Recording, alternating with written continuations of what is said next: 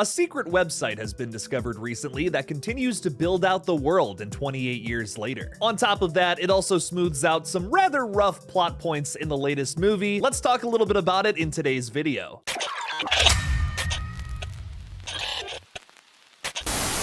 Hey everybody, I'm Killjoy Jake, and instead of having friends, I run my own horror website. A few horror movies lately have created their own dark web-looking sites to promote their new flicks, such as Weapons and Bring Her Back. We can now add 28 years later to the list with RageLeaks.net. It was counting down to exactly 28 years between the original film and this movie's release, even though it's technically only been 23 years, Danny Boyle and Alex Garland. And the password to get into RageLeaks is aptly Memento Mori, with no spaces or capitals. The common denominator between all of these websites is that they have a bunch of cryptic puzzle pieces that you have to kind of connect to figure out what is actually going on here. You can check out the website yourself by clicking on the link in the description of this video, or you can just listen to me talk about it for the rest of this video. I should say that there are definitely going to be spoilers ahead for the new movie, so if you have not seen it yet, go check it out, then check out this video or that website. Cracking this one open, there are multiple messages between a Dr. Goldman and a Dr. Salick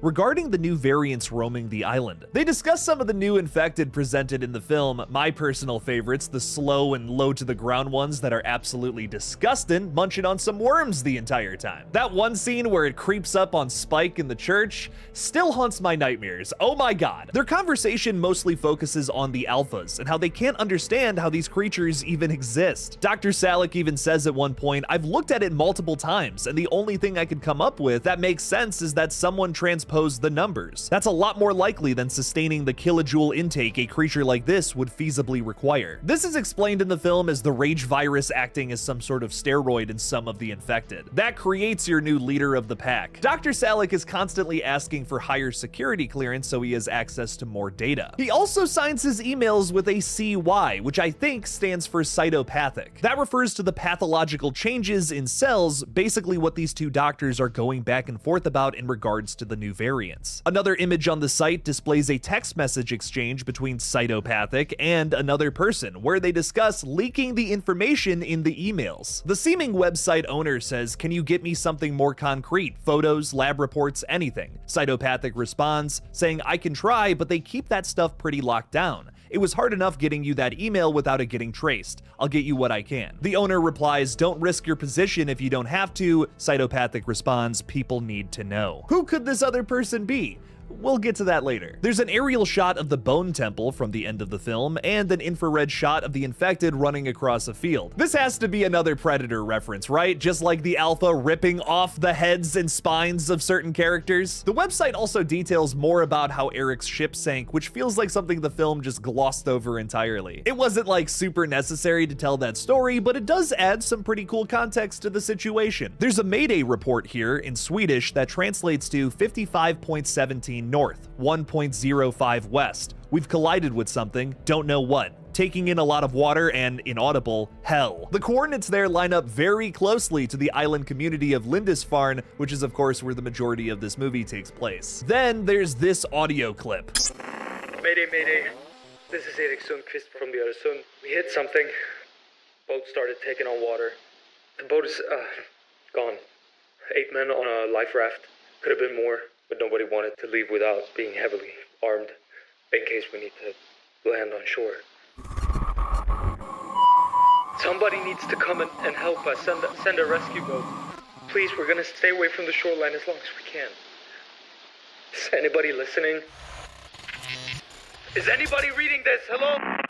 Chilling stuff. There's also a screenshot of an Instagram post here from an account called Sammy Love Ann with an ominous caption. Translated from Swedish, it reads, "Karsten was supposed to be back a couple of days ago. Trying not to overthink things, I just miss him so much." It gets interesting in the comments section where user AlexJoman028 says, "Don't stress, ships are quiet all the time. He'll be in touch soon." User Matagen06 with a ton of tease, says it doesn't look like there's a lot of activity there, but sure, let's put resources on the mission. So obviously Karsten has to be one of the guys on that sinking ship that didn't exactly make it, but this comment section is what I feel like is the most interesting thing. It tells me a lot about the surrounding world if this guy is complaining about using resources to help people on the British Isles. It makes it seem like this is a bit of a global issue where some people feel like it's a lost cause, others want to go in there, research the infected, and save some of the survivors. I know the creator of the website definitely prefers the latter. Speaking of which, the most interesting thing here is the cryptic messages from the creator of the Rage Leaks website. One message from him shows a map of Europe and the quarantined United Kingdom that reads, "If you're reading this, you know this map. We've all seen it for so long. We practically don't even notice it anymore." But today I found myself looking at the Dover Narrows. There's only 20 miles of water separating Dover and Calais. That's all. They're probably the most vigilantly guarded miles in the world. The second wave reached Europe and we pushed it back. The Atlantic Wall was held ever since. We tell ourselves it always will, but how can we know for sure if they won't tell us what's really happening? This could end up being a plot point in a future movie.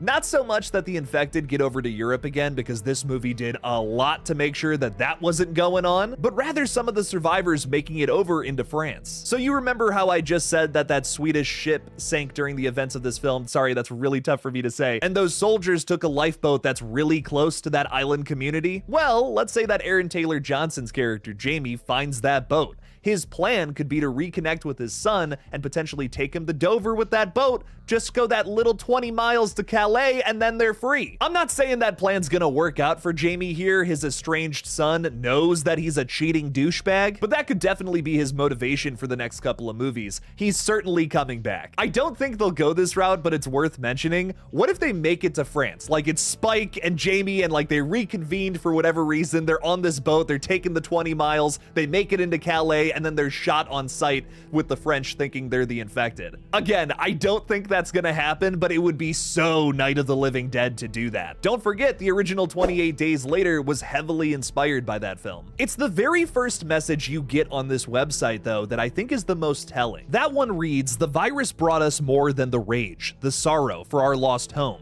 the guilt for the ones we left behind, the righteous indignation for the secrets being kept from us. It's been almost 28 years since the outbreak and still not a single shred of truth about what's really going on. They say it's to protect us, it's for our own good. After all this time, what are they still hiding? They classify satellite images, they forbid any communication with survivor communities, they suppress rumors and discredit reports that somehow the infected have adapted. They don't want us to see, but we must bear witness, all of us." So we learn a lot from that message, that not only the person running this website is originally from the UK, but also it kind of feels like they have some survivor's guilt. That obviously could be anybody, but with characters that we already know about in this universe, could it be one of the survivors from the original film? Like Jim, who's already confirmed to return for the next movie. Like I've already said, director Danny Boyle has confirmed that Jim will return in the next film subtitled The Bone Temple. In fact, in a recent interview with Bloody Disgusting, Boyle doubled down on this, saying, "We have Cillian Murphy's involvement, but not as an actor yet, but he will be turning up and worth waiting for." Jim is seemingly involved with other people who believe that yes, people need to know what is going on over there. Could he figure out a way to get on a government-sanctioned research trip over to the UK to study the infected